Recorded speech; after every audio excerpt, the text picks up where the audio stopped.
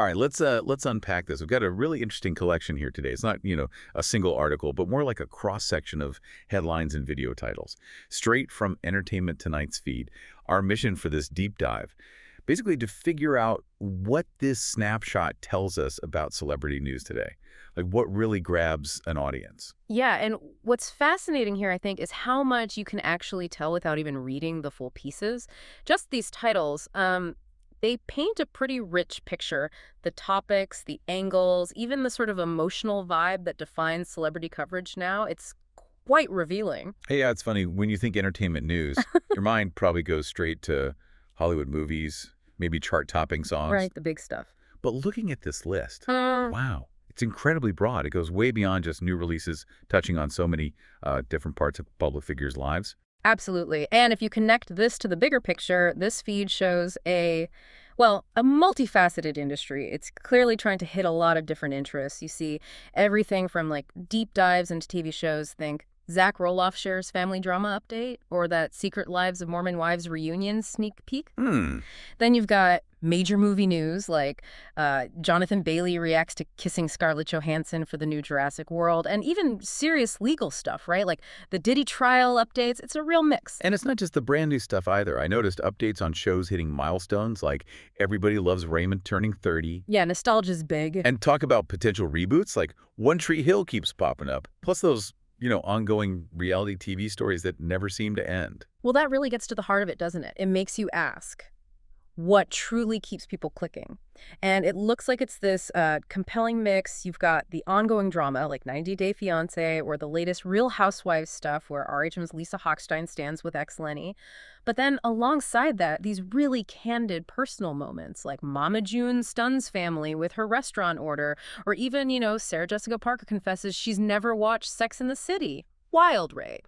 Yeah, that's surprising. It really hints at this desire for what people call parasocial relationships, that feeling like you actually know these people. Yeah, like they're characters in your own life. Exactly. Okay, speaking of getting close, that word exclusive, it is everywhere in this list. What's that about? Is it really exclusive access, or what does it signal? That's a great point. And it's definitely strategic.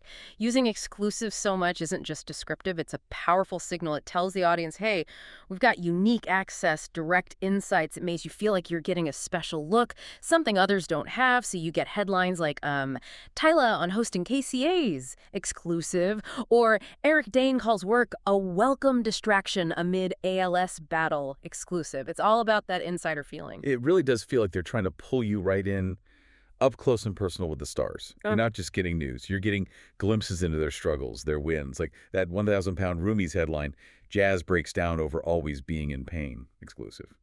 Or even Brad Pitt on what finally pushed him to get sober. It feels like it's trying to create a real, maybe even emotional connection.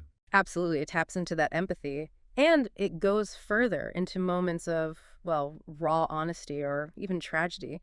This source mentions things like, Johnny Depp says he was a sucker during Amber Heard marriage. Pretty blunt.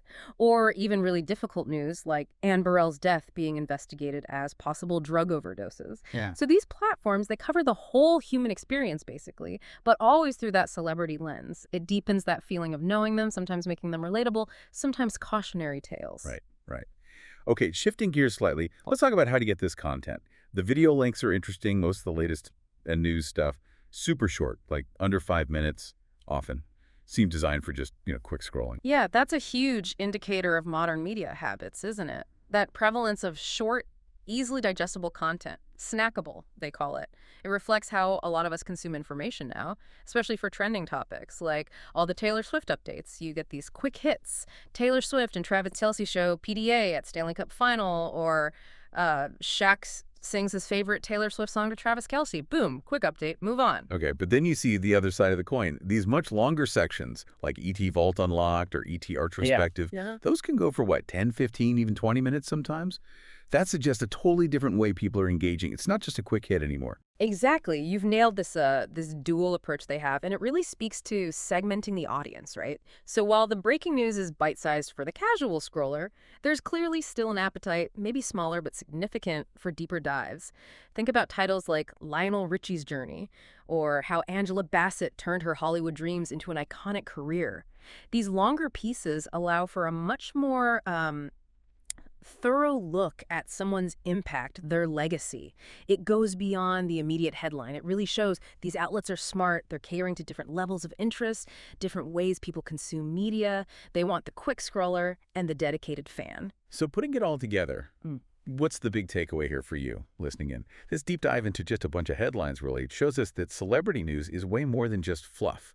It's this huge, dynamic, carefully managed ecosystem. It offers tons of topics, that feeling of an intimate look at personal lives, and this really clever mix of quick hits and longer explorations.